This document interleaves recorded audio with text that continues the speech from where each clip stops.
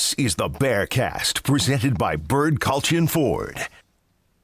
And welcome Bird in. Culture Ford has been in Waco since 1936. Ford is the #1 selling truck in Texas, 43 years running.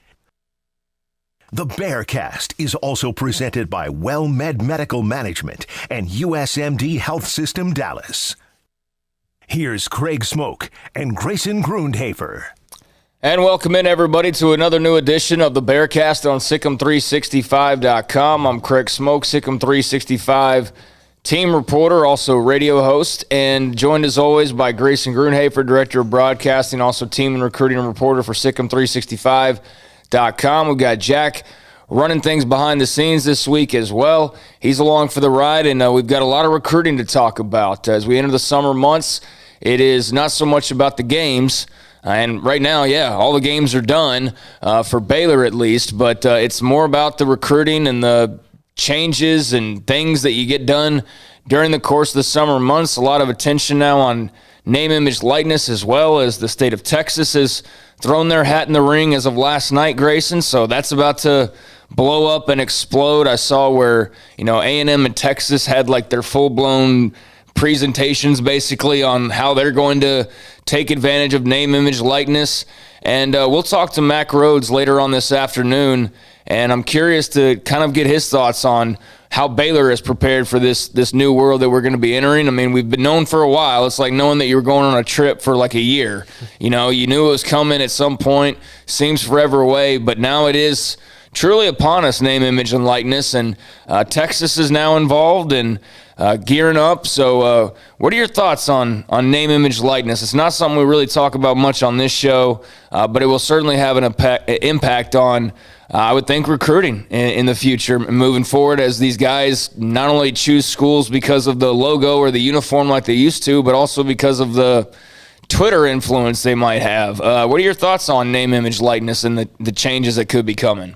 Yeah, I wouldn't say that I've been kind of leaning really one way or the other. I'm pretty neutral on that topic. I think there's definitely positives on both sides. And so that makes it always a tough thing to really narrow down your viewpoint on it. I will say it seems like the NCAA is trying to go about this the right way somewhat. I think they're trying to make it happen, which I know everybody's been kind of wanting this to happen for a long time, especially the players. And now they're really trying to make this a big part of things going forward. And I know as far as colleges go, I mean, we've been seeing people use this name, image, and likeness topic for almost last year. I mean, because schools were just kind of preparing for this. So I'm really curious how Baylor is going to go about utilizing this, but you're exactly right. Recruiting wise, this is going to be something that is very fascinating. And you would think that this favors schools that have big alumni bases, schools that have tons of money, tons of opportunities. But I do feel like there will be something that comes out by the NCAA that kind of hopefully restricts it to an extent, or at least provides guidelines and restrictions that keeps the competitive balance fair, you would think. So hopefully that's something that they're talking about, and we'll see, though. It's a big decision that's looming, and it's a big change in college athletics. Yeah, I mean, that's the thing for me, is how do you keep it to where there's not a gigantic, gap between the top and the bottom, and there already is, I mean, as far as money goes, but how do you prevent that from further increasing? And, it makes even more sense now to try and keep it as competitive as possible when you just announced the new playoff rules that are, I mean, let's face it, they haven't been approved, but they basically said, like, hey, this is what we're going to do starting here in a couple of years, is we're going to have this new expanded playoff. So, if you're going the direction of keeping it exclusive and keeping it Alabama, Clemson, Ohio State, and then whoever Team 4 is that has like 150,000 living alumni, instead of doing that, that would be more exclusive, right? It would be more exclusive. And, it makes sense maybe for name, image, likeness to be super lopsided. But I think if you're going to have the expanded field, you'd want to have it as even across the board as possible. And you'd want to have it just even just because, the Wild West concern that there are going to be the teams that have the most money that are just going to go crazy with this thing. So I don't know, man. It's going to be really interesting, but the Texas law will take effect on July 1st. Greg Abbott signing that last night. So Texas joins Alabama, Florida, Georgia, Mississippi, and New Mexico. As far as those laws taking effect on July 1st. Arizona will go into effect July 23rd. There's a bunch going into effect on January 1st of next year. Arkansas, Tennessee, and Nevada. Then there's some later in 2022. So that's another thing that's going to have to get figured out, is with everybody kind of doing it at different times, state by state. That's been one of the concerns, is kind of like, how do you – so like for next season, for example, if the state of Texas already has this signed into law, like, do they get to go ahead and start doing this? Whereas if you're in South Carolina, you have to wait until late 2022. Like, that's not going to sit well with those. You know what I'm saying? Yeah. So, like, that's what I'm curious about, because not everybody, and that's what everybody's been talking about, is the fact that all these states are doing it on their own almost. So it's sort of stunted how it's going into effect, and therefore, since it's stunted over the next year, you know, what happens next season? Like, you know, if you play for Texas, are you doing the Larry the Cable Guy commercial, but the dude at like Nevada can't do, you know what I'm saying? Yeah. So that's what I'm really curious to see. And I know that in one of the articles I read, Chris Del Conte, they've already been gearing up for this for like since it was announced that this was a possibility. I know A&M has been heavily involved, and Mack Rhoades has said to us that, you know, Baylor's been preparing, but I mean, I don't know if they've got like the full meal deal ready to roll out right away. So we will get more information on that. But that's of interest. The Texas's name, image, likeness bill did get signed in last night and will go into effect here on July the 1st. So that's something to keep an eye on and just kind of keep track of as we monitor this ever-changing world of recruiting. And recruiting is the bulk of what we're going to talk about. Baylor had a camp this past weekend, and a lot of guys were on campus. There's guys on campus today. So where would you like to start, Grayson? I mean, I think we got to start with the official visits. I mean, that's the biggest news, I would say, coming from this past week. I know the midweek visitors are kind of a big deal as well, but I think everyone's mindset right now is on 2022, and that's exactly what this official visit will be. A lot of 2022 guys on campus for the 18th to 20th. They'll be officially visiting Baylor. It'll be the first official visit weekend in, I guess, 2 years. So yeah, it's been quite a long time. I think it's more like a year and a half, because they used to do official visits in December. So a little bit of a change, a little bit of a new era, because this is Dave Aranda's first official visit weekend, if I'm correct. I believe I'm correct on that, where it's a full official visit weekend, not just a couple players here or there. So it's going to be a very big one. I know we got a lot of names to go through, so yeah, let's start there. All right, so on the list of visitors, and this is from... So wait, I got the ones coming up this weekend. I'm on the wrong page, or do you want to go over those ones? Okay. Yeah, June 18 to 20 is who's coming in this weekend. Okay, so going over that list, June 18th through the 20th, these are the guys that will be making their way to Baylor's campus for official visits. Wide receiver Jordan Nabors. Yep, big time prospect there. Jordan Nabors, probably in my mind, at least one or two as far as the top wide receivers on the board. And I'll go ahead and kind of just go through position by position. We'll do it that way. So Nabors, wide receiver, Jaden Gibson, another wide receiver, and then Caleb Douglas is the other wide receiver visiting. So 3 wide receivers on the weekend. 3 have all been big-time priorities for this staff. Gibson's an interesting one because he's a Florida kid, out-of-state prospect, 4-star guy, huge frame, right around 6'4", just looks like a guy who is going to be a big-time playmaker at the next level.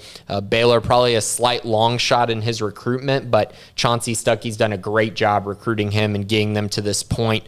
Jordan Nabors, athletic freak, tested out this world at the Under Armour camp, and Caleb Douglas kind of did similar. So 3 big-time wide receivers at position that Baylor has 0 commits currently for.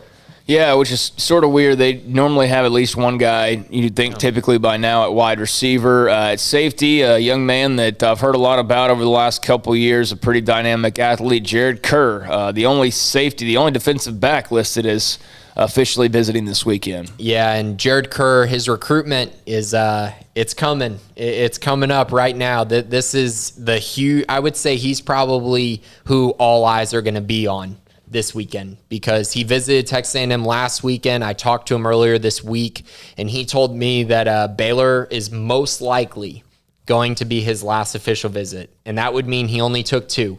And that means it's Baylor versus Texas A&M in my mind for his recruitment. A lot of momentum was in A&M's direction going into that official visit weekend.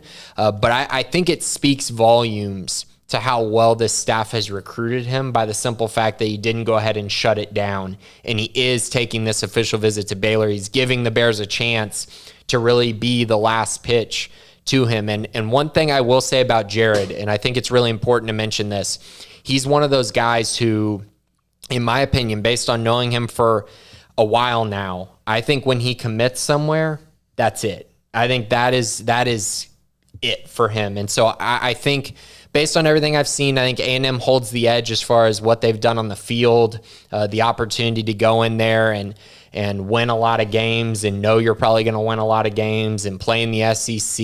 And he's a small town kid, so A&M fits that as well. Waco and Baylor, I would say the relationships with the coaching staff have been huge for him. The fact that Baylor was his first offer 6 months before A&M offered is huge. They had time to build that relationship. And then I would also say I think early playing time and being the guy are things that are trending in Baylor's direction as well. So I think this is going to be a tight one. I would say right now I think everything's trending towards A&M having the slight edge. And if he committed today, it'd probably be A&M. But I think after this official visit weekend, it gives this staff one more chance to really make Jared Kerr feel like Baylor is home. Yeah, I mean, he'll likely see the field at Baylor before he does at A&M. I mean, he's a good player, but, I just think, pretty much across the board, Baylor's got playing time more available than A&M does at pretty much every spot as far as depth and whatnot goes. But, to each their own. He would start as a redshirt freshman at the latest. Yeah, at Baylor. Yeah. And he could start as a true freshman, to be perfectly honest. Yeah. With Petrie being gone from the star position, which is kind of where they're recruiting him, who knows? I know Lorando Johnson and Devin Lemire have performed well, so we'll see. But Kerr could play that. He can also play the high safety where JT Woods and Christian Morgan are, and they only have 1 year left. So could be a pretty ideal situation for Jared. Yeah, playing time's definitely in Baylor's favor. I mean, the depth chart at safety is not glamorous right now, pretty thin. Also, both tight end commits. There will also be commits on campus this weekend. Might as well knock out 3 of them at one time. Actually 4 because they're all kind of grouped together. Quarterback Zach Pyron will be the only quarterback. He, of course, is committed. You've got both of your tight end commits as well, and Cody Mladenka and Kelsey Johnson, and your running back commit and Richard Reese, who just picked up an Ole Miss offer not too long ago. He's starting to get some attention, and those 4, all Baylor commits, but will all be on campus this weekend. Yeah, and this was supposed to be the big commitment weekend. Obviously, Timothy Don and Colton Price also on the list. Too, yeah. So, yeah, this was supposed to be mainly made up of commits. Obviously, there is some moving parts, Kyan Roberts Day and Carmelo Jones are coming next week and Kyler Jordan. So there is some mixing and matching, but overall, like you said, a pretty big weekend as far as commits go. And this is a great opportunity for them to get to know each other better while also being able to recruit some of these guys on campus. And that's another reason why I think it's so big that a guy like Jared Kerr and a guy like Jaden Gibson are visiting on this weekend. There's a few more guys as well. I mean, this is you look at this list and you look at Nabors, Gibson, Emery, Kawecki, Caleb Douglas, Jeremy Patton. I mean, this is a list of guys who have been a priority, not just recently. I mean, these are priorities for a long time, guys that Baylor has really, really tried their best to land. So I'm very excited about this opportunity this weekend. I know Zach Pyron, he should have a huge impact on this class. I think he'll have a huge impact on this recruiting weekend, along with the other guys that you mentioned, Don Price, Johnson, Reese, and Mladenka. Great chance for them to try to help solidify this class for the Bears. Yeah, so it looks like 6 commits will be in town now. 2 of those offensive line commits will be joined by 1 uncommitted offensive lineman, Austin Kawecki. What can you tell us about him as he will be in town as Don and Price, we mentioned are commits, but he is uncommitted. So what do you know about him? Yeah, so as far as the uncommitted offensive lineman, Kawecki, and I also believe, but I haven't confirmed this, I have him listed at the bottom, I believe George Mayle, the offensive lineman out of Utah, the 4-star offensive lineman, will also be in attendance that weekend. So those two guys on the offensive line should be in town in Waco. And I know Kawecki's been very busy taking official visits. He's kind of been going on as many as he can early in June. That leads me to believe he probably wants to make a decision by July or sometime in July. I know he's got Baylor and then Oklahoma State, who is thought to be the biggest competition at the end of the month. So 2 big visits coming up for him. I know anyone that Baylor lands on the offensive line is going to be a huge deal. And Kawecki is a very, very good one, and one who, again, he kind of brings that nasty that Baylor's looking for on the offensive line, just a lot of physicality that he brings to his game, and that's the thing that jumps out on his film when you see him play. The other one I mentioned, George Mayle, big 4-star guy, going to be tough to land out of Utah. I know a lot of those schools on the West Coast have a lot of interest in him. USC has kind of been the longtime favorite to land him. And I mean, it makes sense. Oregon as well is kind of in the mix too. So again, very good player, big body. I see him as a guard, a mauler, a guy who can be up over 310, move people, and just be really, really physical at the point of attack. So yeah, both those guys on campus, huge deal. Baylor needs offensive linemen, and to get that kind of quality on campus is massive. Also, defensive lineman Trey Emery, the only D lineman on the list for this week. For this weekend.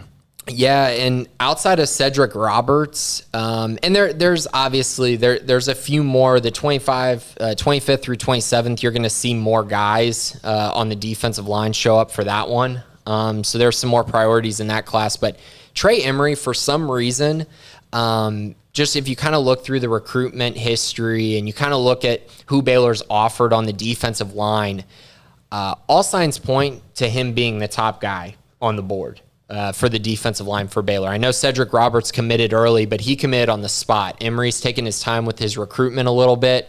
And so to me, I think he is the top defensive lineman on the board. He's going to be at Baylor that weekend, and there will be no defensive lineman currently committed in Baylor's class. That's got to feel really good. And he would have an opportunity to come to Baylor and play relatively early as well, which I think is a big deal.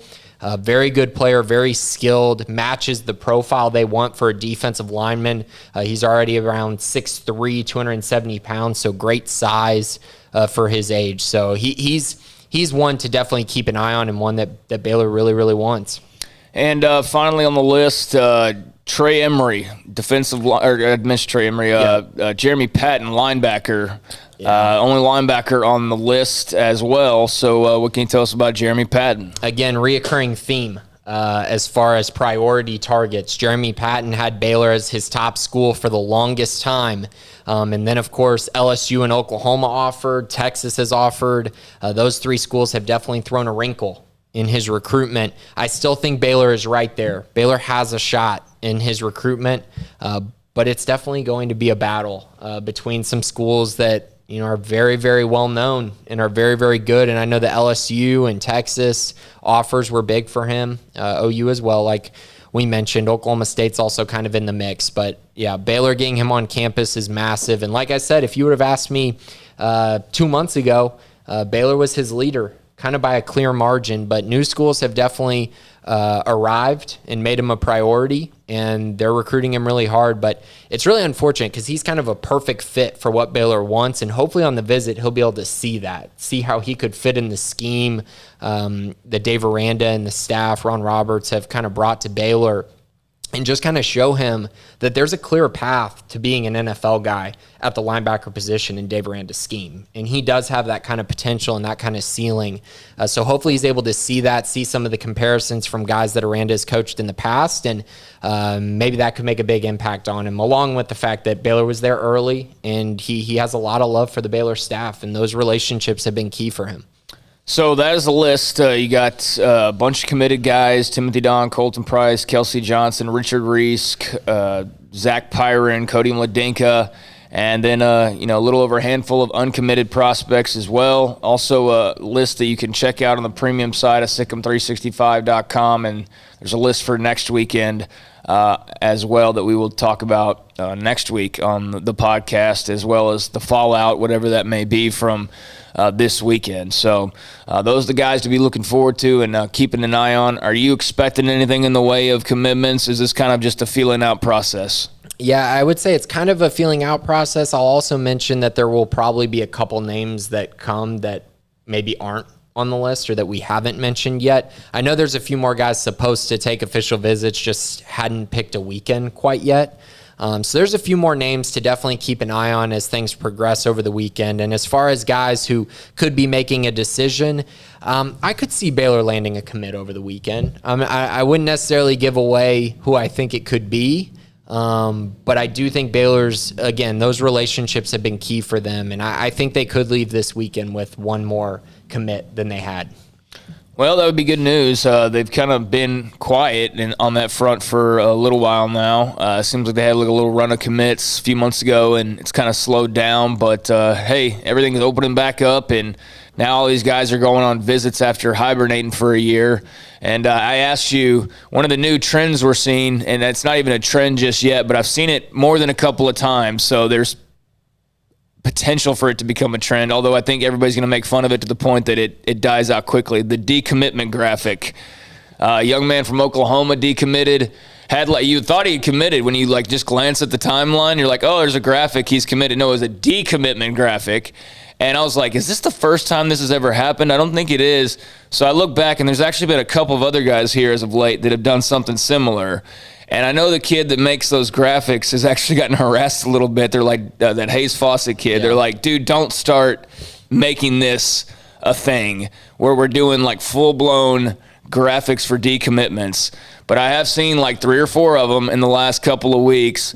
And I don't know, based on the reaction, if the young man who posted it is reading the replies, I think he's probably regretting doing that, but maybe not because it got a lot of attention. What are your thoughts on decommitment graphics? Yeah, they're stupid. Okay, yeah, good. That is not something that anyone needs to be posting. No. I mean, because let's be honest here, that's supposed to kind of be one of those things where you're respectful, you know what I mean? Because it's super disrespectful. It is, because you're hurting. I mean, you're not hurting someone's feelings necessarily, but you are changing your mind. You're moving on from a school that you've been committed to. And in Jordan Hudson's case, who is the kid that was committed, he was committed for a long time. Mm-hmm. This wasn't just I committed yesterday and now I'm decommitting. I made the wrong decision. This was a built relationship he had with the Oklahoma staff that lasted for a long time.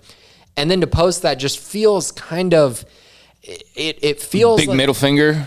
It kind of feels like he might have been trying to do that. Maybe. Or maybe there's bad feelings there that we just I don't know about. I don't cover Oklahoma recruiting. But I do know that, Jordan Hudson has a lot of other options, and maybe he was swayed. But I just, like you mentioned, I hadn't really seen something like that, especially the graphic is him with a huge OU sign, and it just big says OU logo, yeah, decommitted right in front of it. Right. I mean, in big, bold letters. I mean, it was very obvious that he was decommitted, and it's just one of those things. Just post the notes. Just post notes. Hey, I'd like to thank Lincoln Riley and his staff for recruiting me. Yeah. I feel like I made the decision too early. I'm going to go ahead and decommit.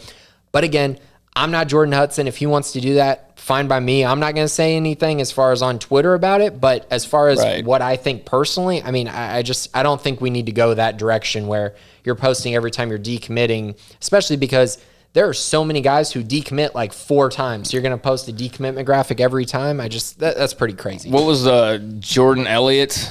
Remember, he would have 7 of those. But yeah, then there was another kid because I was like, this has got to be new. There's some young man, Dion Bowie, who is committed to Georgia, and he posted on Instagram, and this thing's got him in the Georgia uniform on his visit, big old G logo, black, silver, and red, school colors, and then just in the top left, decommitted. And it's like, dude, you're in the full uniform doing this, big old G logo, and then just in the top, decommitted. It's like, what the hell is that? That's so lame, man. I'm sorry, these young men, they deserve the attention and stuff, but there comes a point where I just got to put my foot down and be like, no, come on, I can't be cool with everything, and this is definitely not cool, But I think the overwhelming consensus is that it's not cool. So hopefully we see no more of these things, because it's super disrespectful to the school you've been committed to.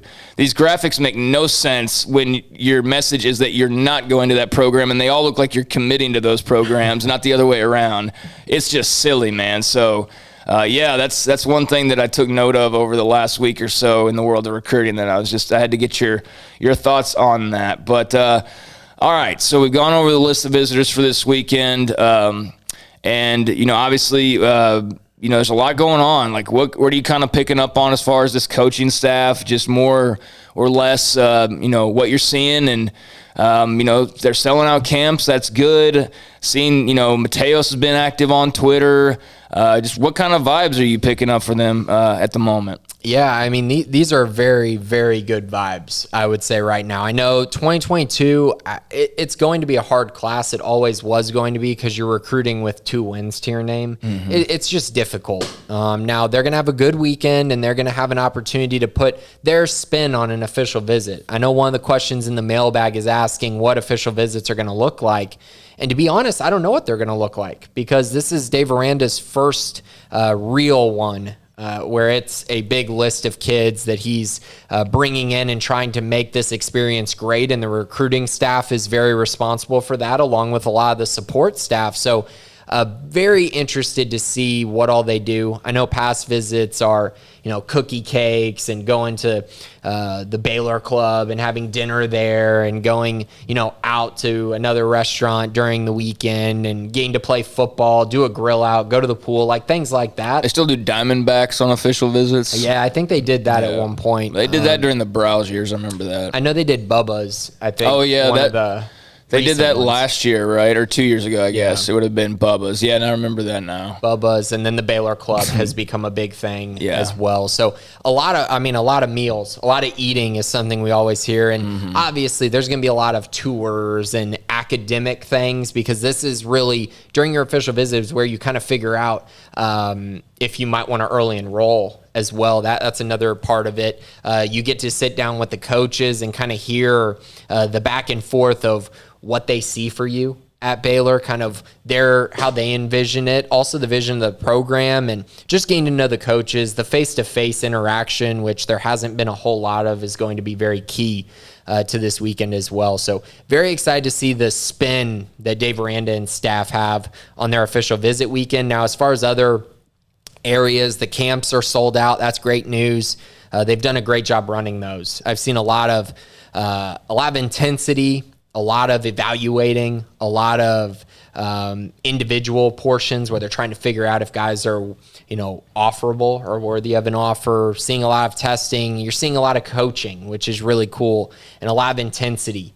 I know Eric Mateos is one of those guys who I love to see him coach. He is so intense, and that's huge. And I think for a position like the offensive line, they really need a guy that's intense. They need a guy who's intense both ways, very positive, but also is going to coach you. And those are two things he does very well. He balances it out very well. So very excited about that. And then, of course, like we're going to talk about here in a minute, the midweek visitors that Baylor's already lined up have been huge. They've been able to get guys on campus and try to get them in during the week when they can't make it to camps and various things like that. And a lot of these kids have schedules booked. I mean, we're talking, booked through June with visits. And so Baylor was able to get a few guys on campus during the middle of this week, which I think is key.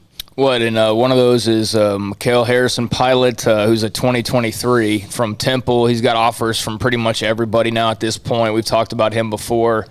He's a part of the 2023 group of Central Texans with Trey Wisner from Connolly. And now Shane Anderson, the head coach at Midway. That's going to be very interesting to see, moving over from Connolly to Midway, being back at Midway when I first started covering them, and we'll be back to covering them this year after a year with the cadets. Shane was on the sidelines as an assistant, and now he's going to be the head coach, which is pretty cool. But, Harrison Pilot's on campus today. I saw that he arrived. And so, I guess if you want to run over the midweek, but I do want to talk about some of the offers. I know, 2023 quarterback offers out now. Austin Novosad is Baylor's first 2023 offer. So I don't really know, like, you've been all over this. I don't really know where to kind of like weave in and out here because there's midweek visitors and then there's the offers from last week, and we've talked about the guys coming up this week. So I guess just kind of take me where you want to go here. Would you rather start off with the guys visiting right now or talk about some of the offers from last weekend? Yeah, this will be quick. I'm only going to talk about 3 of the guys who are visiting this weekend because obviously I don't want to give too much away as far as all the visitors. Be a premium member if you want to know everything. Right, if you want to know it all. But I will tell you 3 visitors that are on campus this weekend. You mentioned Mikel Harrison Pilot. He posted that on Twitter. It's not really a secret that he's on campus at this point. And he lives 40 miles away. Right. Yeah. It's kind of funny. I texted him earlier this week and I was like, hey man, when are you taking your Baylor visit? When are you coming up for the summer? Because he's been everywhere. I mean, he has been traveling all over the place. And he told me this morning that he was coming up to Baylor. Yeah, and just hop in the car. Yeah, and so he kind of made that decision, I guess you could say kind of late, but I mean, he is a guy who they have been targeting very, very hard, and 28 offers is what he's at now. I mean, this kid's recruitment has completely blown up. Got Oklahoma State, Florida State, and Texas since June started. He's got offers from Oregon, Miami, Notre Dame, USC, TCU, Baylor, Arkansas. I mean, just a great offer list, and a very, very good player who loves Baylor. And so they're in a good spot there. Getting him on campus was huge, but you knew it was going to happen. He'll come up for a game. He's been coming to Baylor games for Ashton Logan, TJ Franklin. Like, there's no shortage of Temple guys that have been through the Baylor program. Tevin Reese, obviously, like Seastrunk. Right. And truthfully, I mean, he's been recruited as a wide receiver, but he's probably going to be their starting quarterback this year at Temple. They might just give their best athlete the ball and tell him to go win them games, and he probably will. I'm expecting a huge year from Mikel Harrison Pilot. And then the other 2 I want to talk about just because, again, so we're mentioning the Temple connection. Well, how about the Cy Ranch connection that is being built for Baylor? We've talked about R.J. Sneed, Romario Noel, Bryce Simpson is committed in the 2022 class. And in 2023, they've already put out 2 offers to a linebacker, Christian Brathwaite, and a defensive end, Ashton Porter. Both are 4-star prospects. And both are very, very good and have been huge targets for Baylor. Brathwaite has had a Baylor offer for, I think, over a year now. Baylor was his first offer. Porter's a little more recent, but they came up on the visit today together. And I think this is one of those moments where Baylor really needs to capitalize on getting both of them on campus at the same time and really making sure that they're pushing that Cy Ranch connection and pushing all that this defense accomplished last year and all the NFL guys that Dave Aranda has put in the league. And I know both have a serious pull to Baylor just from the pipeline that has been instilled there and just the connections that they already have. It's going to be very, very cool to see how this visit ends up for them. And if Baylor were able to land these 2 guys along with Mikel Harrison Pilot, I mean, that would be a crazy 2023 class. And I will say, I've mentioned this, but I'm fully expecting 2023 to be one of, if not the best recruiting class in Baylor history, which is not that crazy. I mean, they haven't had a whole bunch, but I think they could finish top 20, which would make it the best ever.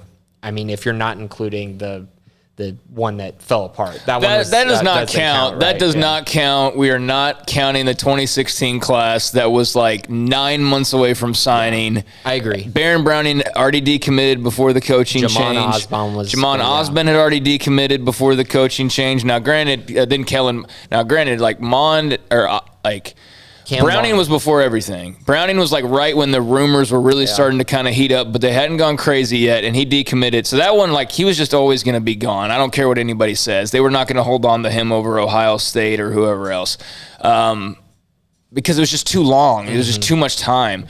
And then when it really when Osborne decommitted, that's when it started to feel like this might be problematic.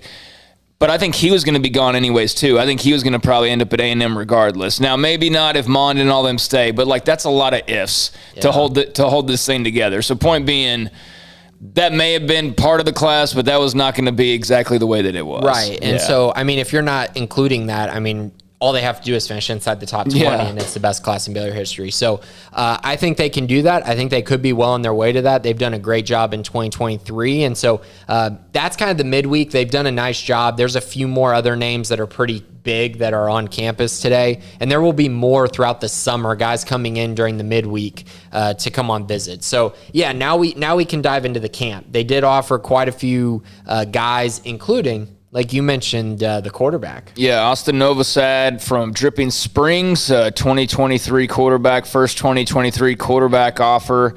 And he had a great performance apparently on Saturday. Yeah, he did. Showed off a really strong arm. I know I was very impressed by what I saw. He stood out immediately when I was watching them throw the football. He's long and skinny still. He's 175, probably, maybe 180. Pretty tall, though. I would say he's probably right at 6'2", maybe 6'3". So a good, long, lanky frame. Still a lot of opportunity to put on even more size. And a guy who really showed off a strong arm. I know at Dripping Springs, he was District 12-5A Offensive Newcomer of the Year, threw for 2,800 yards, 36 touchdowns, only 6 interceptions, completed 62% of his passes.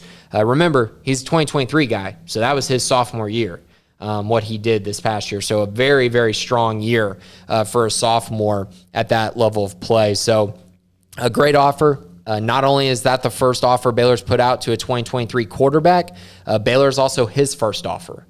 So quite a bit to like about that situation. Baylor's in a great spot with Novosad, and I know he went and visited Duke in North Carolina over the weekend. I did not see any offers from them, and I know A&M, I believe, was yesterday or today. I think he was out there. And Texas Tech and UTSA have been two teams that have monitored him. And I believe Novosad will actually be visiting again to kind of get a feel for the campus and a feel for Baylor here in the next few weeks, probably before June ends. All right. Anything else to report from last weekend? Yeah, I mean, I mentioned I think Xavion Bryce is a name that I need to mention. He's a wide receiver out of Arlington, Seguin. He's a guy who... He's kind of had an interesting recruitment. He was committed to Kansas for the longest time until this week he decommitted. The reason for the decommitment was he got offers from Oklahoma and Texas in back-to-back weekends after camp performances. He ran a 4.47 at 6'1", 175 pounds at Oklahoma. And so a lot of schools are interested. I know Baylor's eager to get him on campus. I think he'll be in this weekend. He was supposed to be in this past weekend, but was at Texas too long, decided to wait and come back for camp at Baylor. So that's what he'll be doing next weekend. I think that's a pretty noteworthy thing because I do think he'll probably get an offer after this weekend. So if you're looking at a guy, who could be one of the next offers for Baylor in the 2022 class, I think Xavion Bryce is probably a good guy to bet some money on. All right, so a lot of offers going out, a lot of visits going on, a lot of just recruiting going on right now. It's back in full swing, that's for sure. And that's not limited to football either. Basketball had 5-star guard Keontae George on campus for his visit. So good to be the champs, and maybe that'll help them reel in a 5-star guard. We will see on that front. But, yeah, that was one note from basketball yesterday that was of high importance, I would say. Yeah, definitely. And to get him on a visit, Baylor's in his top 5. Obviously, I believe it's, Oklahoma, Oklahoma State, Baylor, Kansas, and Kentucky, I think, are his top 5. And you can throw in G League as well. That's his 6th option. A lot of people have talked about that in his recruitment, and a lot of kids are looking at that as a potential option, so I'm sure he is as well. Baylor, he's one of those guys that Baylor's definitely in on. They have Dylan Hunter committed in 2022. They'll probably take at least one more guard and then switch to probably taking a forward, kind of a dynamic stretch 4 or 3, and then also a big guy. That's kind of where they're at as far as their recruiting list goes. So probably 4 guys in this class. And Keontae George could be one of them. I mean, to get him on campus is huge. He's a unanimous 5-star guy. Very, very good player. A lot of people would call him a top 10 player. A lot of people would call him the best player in the state of Texas. So this is just key, and the national champs just continue to ride this momentum. Yeah, no doubt. what other? I had a note. Oh yeah, Maceo Teague has been invited to the G League draft. Or not the draft, but the camp in Chicago next week. And he will be one of 40 players that was invited there. So that's always an option for him if the NBA doesn't work out right away. Of course, can always go play international, but that G League camp will give him some time to show what he can do in front of some people. So that'll be a good opportunity for Maceo Teague. But yeah, hosting a 5-star. Got one of your, former players that's gearing up for that next week, and of course a couple others that are just continuing to gear up for the NBA draft as well. So Baylor basketball is still staying busy. Jack, won't normally do this. I normally have my own timer. What are we on time right now? How much time do we have left until an hour? Is there any way you can check that? Because I want to make sure if we get into the mailbag right now that we got 23. Okay, so we got some time. And I think we'll be okay probably regardless. We can just start it a little bit earlier than 2. Okay. If we need to, so it doesn't run into y'all's show. Yeah. I just want to make sure kind of where we are, try to stick around an hour. So anything else? We got, Maceo to the G League camp, Keontae George on campus, had the football camp last weekend, bunch of new offers, got guys like Mikael Harrison Pilot visiting today from the 2023 class. What are we not talking about here? Anything else? I think that's the main list. The big official visit weekend, and then a big mailbag. We got a lot of mailbag questions, so I think we'll cover a lot of what maybe we're missing. Okay, let's start off with grafted into Baylor Nation. Realistically, how do you like our chances this season against our two most bitter rivals, TCU and UT? Two most bitter rivals.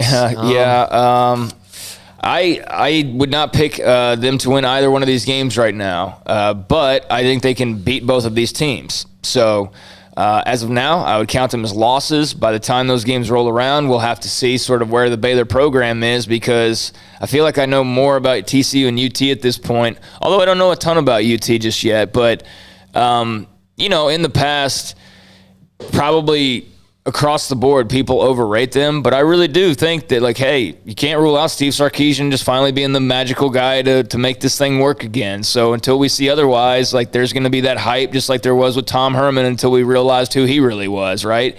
But they're going to be loaded with talent. They are, changing quarterbacks just like Baylor is. But, I would expect UT to win that game, and TCU, I think, is going to be right there in contention on paper if things go their way. But who knows, because things have kind of gone sideways for them at times over the last couple of years. But as of now, I'm counting those as losses. I'm not going to say they can't win those games, though. But chances wise, I'm not picking the Bears. Yeah, I filled out my all Big 12 selections the other day, and I kind of realized just how good TCU's defense is going to be again. They're very loaded, and that scares me, especially when you're going on the road. Good news is TCU's offense really should not be very good, so who knows? It could be a major defensive struggle. So I think Baylor has a chance in that game. The Texas game is a little more appealing to me to possibly pick since it's in Waco. I don't think Texas is out of this world good. I think they'll be good, but again, I think they're probably more like an 8-4 team. People vastly I feel like they think, Steve Sarkisian comes in and he's just going to kind of keep this train rolling. Tom Herman did some good things, and now Sarkisian's going to come in and just elevate this program to another level year one. And a lot of times that doesn't happen. It usually takes a year or two to really instill that culture. So I think Texas is the one that's probably I'd be more inclined to pick Baylor winning. But I kind of think they will, because it's hard for me to imagine that Baylor's going to lose 3 straight games in there. I don't know that I see that happening. And with Oklahoma coming up right after TCU, they're definitely, in my opinion, losing that game. So I think they'll take one of them. And if I had to pick one, it'd be the Texas one. All right. BU, Bear, and Ark, say the new college football playoff system starts in 23. What is the first year BU will make the playoffs? I'll go at 2025 because that's when the schedule flips over. So we'll go with that, and maybe Zach Pyron is the guy, at quarterback in 2025. So sure, why not? Yeah. So 4 years from now, I could see that. 4 years from now, they should be where they need to be. If we're still talking about the freaking O-line being a problem in 4 years, I'm gonna have an incident on set probably. I will lose my mind if we're still talking about the same stuff 4 years later. But Yeah, I mean, everything should be pretty much in order. And 2025, I could see that. I could see that being a possibility. I won't say 23 right out of the gates, because I doubt that they'll make it right out of the gates. But who knows? This expanded field, if this is what they go forward with, and it sure seems like they're going to, I mean, it is going to be a lot easier for a team like Baylor to make it in than ever before. So, 25 is a good pick. Just round out this class 4 years later, and everything should be kind of where it needs to be. Stat Boy, will Kansas win a Big 12 game in football this year? Oh, man, I'm having trouble picking one for them to win. If I were to pick one, it'd be Texas Tech, but yeah, I think this is going to be a winless Kansas team in Big 12 play. And also, Vegas odds, crazy. They have it at one win. I mean, it's the lowest ever for a Power 5 team. Lowest ever. I don't think they'll win a Big 12 game. I'm going to say no, they don't win a Big 12 game. Would it surprise me if they did? No, not necessarily. But if I have to choose, then I'm saying no, they don't win a Big 12 game. I think Lance Leopold is going to be good for that program. But there's just a lot to work through. There's a lot of lack of talent and just sort of in disarray. So it's going to be a project for him. But don't see them striking rich in year number one. Also from Stat Boy, what is the most likely scenario this year for Baylor men's basketball? A Final Four run or a Big 12 regular season title? If I'm picking between those two, it's much easier to win the Big 12 regular season title than it is to make it to the Final Four. Yeah, not even a question. I mean, it's hard to win a Big 12 regular season title, but just goes to show you how hard it is to make the Final Four. I mean, that's just double the difficulty, if not triple the difficulty. So, yeah, definitely the Big 12 regular season title would be a more likely scenario. Yeah, it's pretty crazy, though, because I mean, it's not like Baylor had won a regular season title before they made the Final Four. That's when everybody's flipping their lids. Everybody's flipping their lids during the Big 12 tournament that they were running out of gas and they were going to be exposed soon and whatever. And then they just got into the tournament. They were just waiting for that, basically, to just go off, and go off they did. So, let's see. Last one from Stat Boy. Will Baylor football win a game by 30-plus points? They'll win 2 games at the beginning of their schedule by 30-plus points against Texas State and Texas Southern. Yeah, I think the Texas Southern one, the one I put money on, but they should beat Texas State, I would think, pretty easily as well. So I'll say yes to the question, and I could see it happening more than once too. Thank you, Stat Boy. Stock Crowd, does the expanded playoff increase the chances of Aranda staying long term? I mean, I'm not too worried about Aranda in the long term right now. He's got to prove that he deserves to be around the long term. I mean, screw what he thinks, quite frankly. And if Dave Aranda's listening, I don't mean that personally. It's a figure of speech, but it's not really up to him, quite frankly. Like, he hasn't shown anything yet, so I'm not worried about his long-term. My worries about Dave Aranda's long-term is whether he's going to be around here long-term. Is he going to win enough football games in the next year or two for them to want him to be around here long-term? To me, that's a bigger question than any interest he might have down the line. Yeah, I mean, so I guess this is a better question. Would the expanded playoff increase the chances of Mack Rhoades staying long-term? The answer is no. No. So I don't think that this necessarily does anything. Now, to me, what I've seen from Dave Aranda, I don't get the impression that the NFL is his dream job. No. I've never gotten that impression from him. So I think that's probably the bigger long-term keeping him at Baylor factor. Yes, he has to win games, and yes, he has to prove himself to be, the coach at Baylor. But I don't think an expanded playoff really does a whole lot other than maybe telling him that, okay, I don't need to leave to another college if he's having success at Baylor and not making the college football playoff, because that won't happen. If you're good, you're going to make the playoff in the next few years, because if you can't make the top 12, then you weren't that good of a football team, to be perfectly honest. Yeah, no, I agree with that. And I'm looking at it from just, if everything stayed the same, my opinion would be the exact same. I just don't see him as somebody that's like looking around or has like big lofty goals to be the head coach of the 49ers one day, or, maybe he does, but certainly doesn't indicate any of that Whereas with Matt Rhule, it's pretty clear we knew that there was a different future out there for him, and it was one that he was interested in. Whereas with Dave Aranda, I think he's just trying to figure out Baylor football at the moment, and he's not a guy either that you really see as like schools just clamoring to come talk to him. Just because of his personality, he's not like blow you away. He's not like a Lane Kiffin type, and I think people are really the jury's out on him as a head coach. And that's just fair. I mean, it's been one weird year, so we can't really come to any determination one way or the other on Dave Aranda. I'm just interested to see how is he really as a head coach this year. I think we'll learn a lot more about that. To your point though about the field, I think you'll see a lot of guys maybe stay where they were as opposed to going off because of the opportunities that you now have. I think that's one of the things that's good about this is that it does even the playing field a little bit in that regard of, I guess I got to go to Ohio State if I want any chance to make the playoff because I can't get in it, being here at Minnesota or whatever. So, that's definitely going to change. Will Baylor football sign any 4-stars this cycle? Yes. What is the best barbecue in Texas? Franklin's. I don't even know. I'm not a big barbecue guy, so I don't even know what the trendy pick is even more. I know Franklin's is been up there at the top for a while, but I've only had it once. It was amazing. I still need to go to Snow's. Mm-hmm. That's the thing. There's 50 places. Oh yeah, there's 3 in Waco that people will be like, no, you got to go here. I've been to all the places in Lockhart, which are really good. Kreitz's and Black's and those places up there. I've been to what's the famous one out in Driftwood in Austin? Why am I missing it? I literally just I don't know. I'm thinking of the same thing. But yeah, I would go with Franklin's. I waited in line at 6:30 in the morning for Franklin's, and it tasted amazing. It was worth the wait. It was worth sitting in line. Yeah, this was pre-COVID. Yeah, 4 years ago. Well, I would hope so. So I'll go with that. I'm not a big barbecue connoisseur. It'd be a good question for some others on staff, though, I'd imagine, too. Let's see here. Thank you, Doc. Sam19, forget the new basketball field house. When are they going to finally fix the dead pixel that keeps going out on the McLean video board? I have no idea. Yeah, I laughed at that when I saw that last night. I might try to ask Mack Rhoades that somehow or another. But, yeah, Sam, I do not know.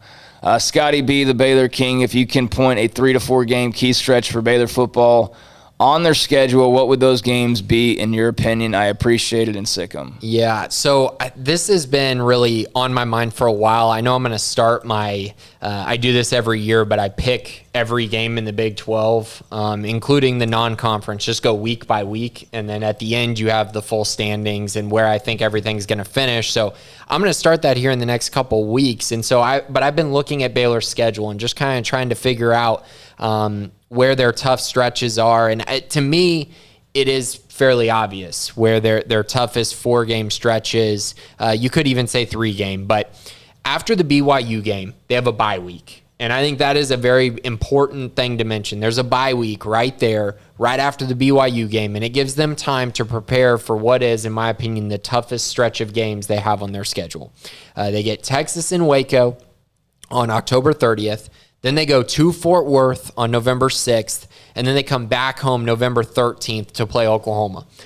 I think those 3 games right there are the difference in this team competing for a potential Big 12 championship berth or them really having to finish strong in order to make a bowl game. I really think that if they lose all 3 of those games, I think it will require them to win one of the last 2 to make a bowl game.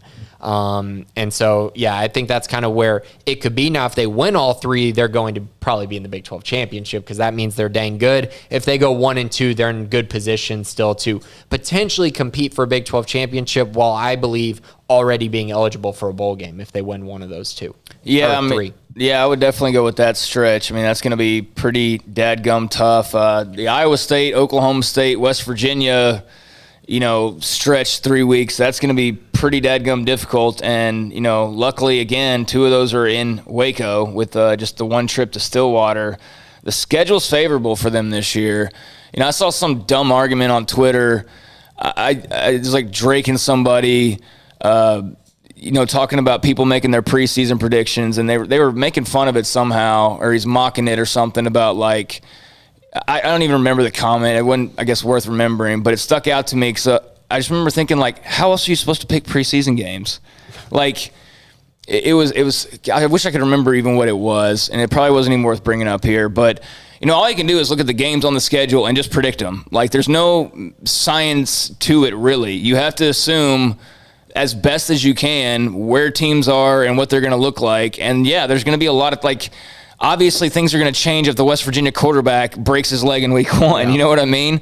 So when I'm talking about Baylor and making these predictions, I think what it was is like just assuming they're going to. That's picking games, you idiot. Like, that's what you do, moron. You assume they're going to win a game, so it's a prediction. That's kind of how it works, but that's what it was. And so, yeah, I assume that they're going to find a way to win 6 games because I'm predicting the season. So looking at this, I've said it all along. They should be 2-0 to start the season, then 3-0 because of Kansas, and then there's like 4 or 5 games that are flip games. And it could either be like an 8-win season, or it's going to be a 6-win season, or it could be under 6, and that's going to be a disappointment. I think anything less than a bowl game this year is absolutely a disappointment. I don't care what anybody says. So, yeah, I'm assuming they're going to win 6 games because they should win 6 games this year. Yeah, I think so personally, just the way I'm kind of viewing it at this very moment is I think they're going to be 5-2 going into that Texas game. That's kind of where I have it projected, and that's why I say if they lose all 3 of those games, now all of a sudden you have to win one of your last 2 to make a bowl game. And if you're able to win one, you're in pretty good shape. But yeah, that's kind of where I'm at right now. That's my prediction, how I see this season going. If every team is kind of similar. Now, if BYU finds Zach Wilson all of a sudden in their QB depth room, I mean, yeah, if they have the number 2 quarterback, that's going to make things a little bit tougher, make that situation tougher. And, I might be off on some of these teams, but yeah, I feel pretty good in predicting them to be right around 5-2 heading into that huge stretch at the end of the season coming off a bye week. Yeah, and that BYU game will be really interesting. That's going to be fascinating to see where they are at that point in time, and with it being a mid-season non-con game, it's pretty weird, but should make for an intriguing week leading into that, because I imagine that's going to be a pretty big game by the time it rolls around. For Baylor, at the very least, it should be a pretty big game because it'll be kind of the turning point in the schedule of, all right, where are they? And then are they going to take a left or are they going to take a right? Yep. That's what that game's going to most likely be. You lose that game and you're in trouble. You're in trouble. Yeah, because it's, you'd have played Iowa State, you'd have played Oklahoma State, you'd have played West Virginia, and then that BYU game. So, yeah, that BYU game is kind of going to be the fork in the road of which direction they're going to end up going in, and it will be fun to get there. So, I do appreciate that question from Scotty B. I think we're in agreement on what that'll be. Blessed One 7870. I think you're new to the mailbag this week, and so I do appreciate you for being part of things. How are the official visits happening and being managed this year under these coaches? Under rule, it seemed they brought everyone together on the same weeks during the fall with a defined set of activities. This year, post-COVID, it seems more ad hoc. Recruits coming in one at a time, no cookie cakes. Just curious your perspective. So there hasn't been an official visit weekend yet under Dave Aranda, so I don't think it's really fair to say that's where the cookie cakes and stuff are. Right. Yeah. So it's hard to say recruits coming in one at a time. I mean, right now, these are unofficial visits. The guys currently on campus, it's unofficial. These are the first official visit weekends, these next 2. And then just like Rule and staff, they'll probably have another one during the season. And then you'll have some outliers who have to come in late and do an individual official visit. And we saw that multiple times with Baylor when it got to the very end and they had, 1 weekend left till signing day and they wanted to get a guy in on an official visit that was just a late bloomer, someone they found late. That happens all the time. But for these 2 weekends, we're going to know a lot more as this weekend is here. When we get recaps from recruits and kind of hear about the things they did and their perspective on it, I think that's where we're going to hear a lot more. But I will tell you, this is not going to be a random thing that's thrown together. This staff is going to work very hard to make sure this is a great weekend and an impactful weekend for these recruits. They know what they have to do. They know who they're competing against. They know kind of what's at stake for this class. And this is a huge weekend, and they will probably have cookie cakes there. And if they don't have cookie cakes there, they'll have something else that's even more impactful on this visit. So my point is they're going to take this very seriously. This has been planned for months, really, since they had these set up. And so I am very confident that this is going to be a very organized and very functional weekend for the staff, and probably a very impactful one for these recruits.